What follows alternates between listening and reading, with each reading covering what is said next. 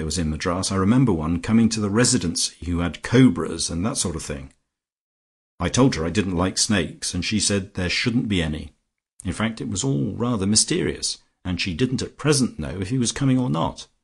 I only said, 'No snakes. I insist on no snakes.'" Georgie relieved her mind about the chance of there being snakes, and gave a short précis of the ascertained habits of the Guru, laying special stress on his high caste. "Yes, some of these Brahmins are of very decent family," admitted Lady Ambermere. "I was always against lumping all dark-skinned people together and calling them niggers. When we were at Madras I was famed for my discrimination."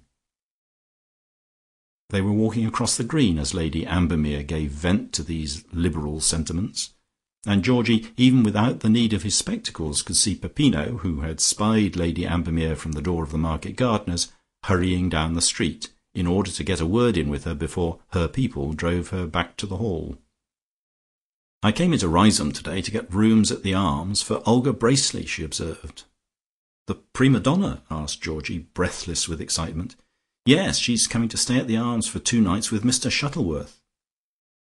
"Surely—" began Georgie. "No, it is all right. He is her husband. They were married last week," said Lady Ambermere. "I should have thought that Shuttleworth was a good enough name, as the Shuttleworths are cousins of the late lord, but she prefers to call herself Miss Bracely. I don't dispute her right to call herself what she pleases. Far from it.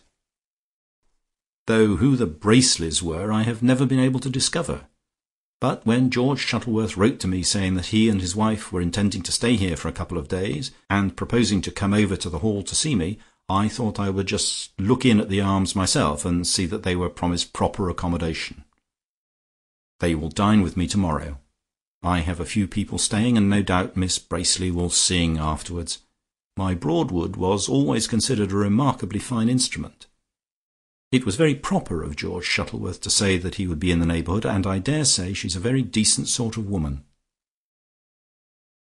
They had come to the motor by this time, the rich, the noble motor, as Mr. Pepys would have described it, and there was poor Miss Lyall, hung with parcels, and wearing a faint sycophantic smile.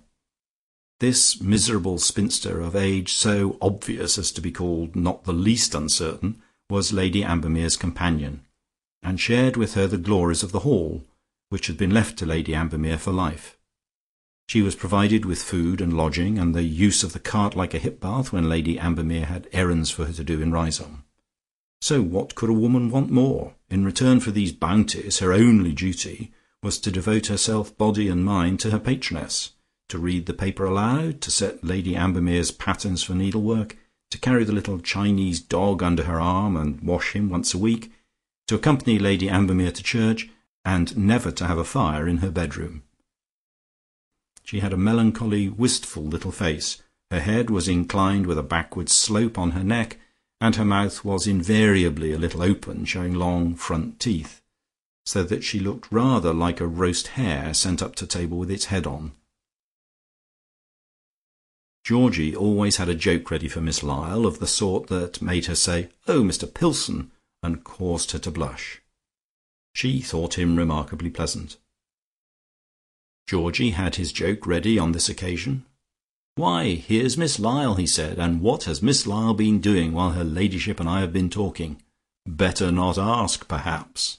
"Oh, Mr. Pilson," said Miss Lyall, as punctually as a cuckoo clock when the hands point to the hour. Lady Ambermere put half her weight onto the step of the motor, causing it to creak and sway. "Call on the Shuttleworths, Georgie," she said. "Say I told you to. Home!" Miss Lyall effaced herself on the front seat of the motor like a mouse hiding in a corner after Lady Ambermere had got in, and the footman mounted onto the box. At that moment Peppino, with his bag of bulbs, a little out of breath, squeezed his way between 2 cabs by the side of the motor. He was just too late, and the motor moved off. It was very improbable that Lady Ambermere saw him at all. Georgie felt very much like a dog with a bone in his mouth, who only wants to get away from all the other dogs and discuss it quietly.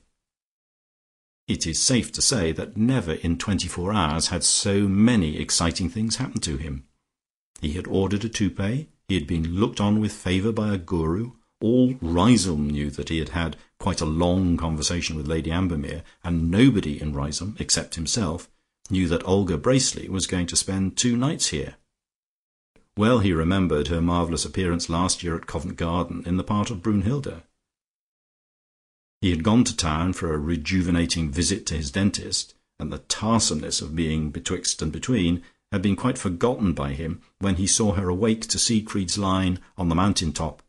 Das ist keiner Mann, Siegfried had said, and to be sure that was very clever of him, for she looked like some slim beardless boy, and not in the least like those great fat fraus at Bayreuth, whom nobody could have mistaken for a man, as they bulged and heaved even before the strings of the breastplate were uncut by his sword.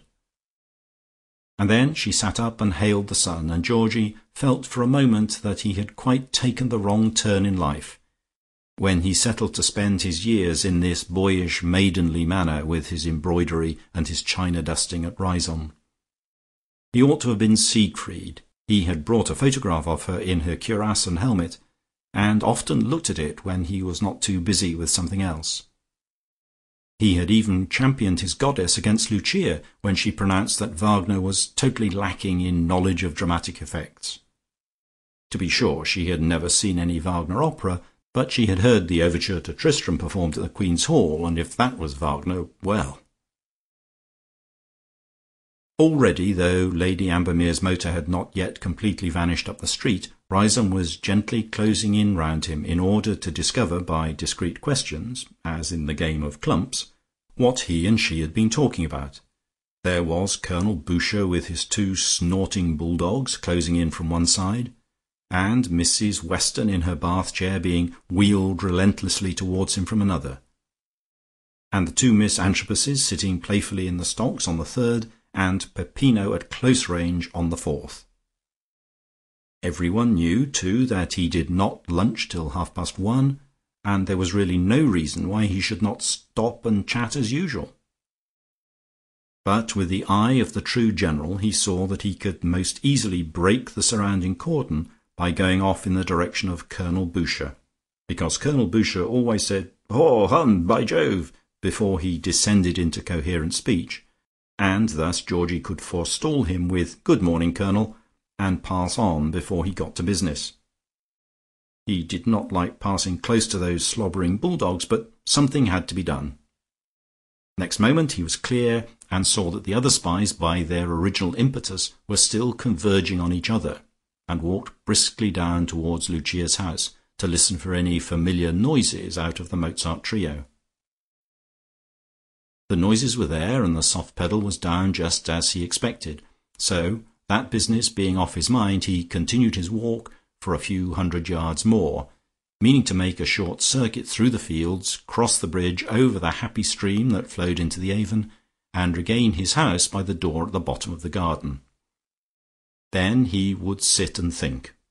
The Guru, Olga Bracely. What if he asked Olga Bracely and her husband to dine, and persuaded Mrs. Quantock to let the Guru come? That would be 3 men and 1 woman, and Hermy and Ursy would make all square. 6 for dinner was the utmost that Foljambe permitted. He had come to the stile that led into the fields, and sat there for a moment. Lucia's tentative melodies were still faintly audible, but soon they stopped, and he guessed that she was looking out of the window. She was too great to take part in the morning spying that went on round about the green, but she often saw a good deal from her window. He wondered what Mrs. Quantock was meaning to do. Apparently she had not promised the Guru for the garden party, or else Lady Ambermere would not have said that Lucia did not know whether he was coming or not. Perhaps Mrs. Quantock was going to run him herself, and grant him neither to Lucia nor Georgie. In that case he would certainly ask Olga Bracely and her husband to dine. And should he or should he not ask Lucia? The red star had risen in Riseholme. Bolshevism was treading in its peaceful air, and if Mrs. Quantock was going to secrete her Guru, and set up her own standard on the strength of him, Georgie felt much inclined to ask Olga Bracely to dinner without saying anything whatever to Lucia about it, and just see what would happen next. Georgie was a Bartlett on his mother's side, and he played the piano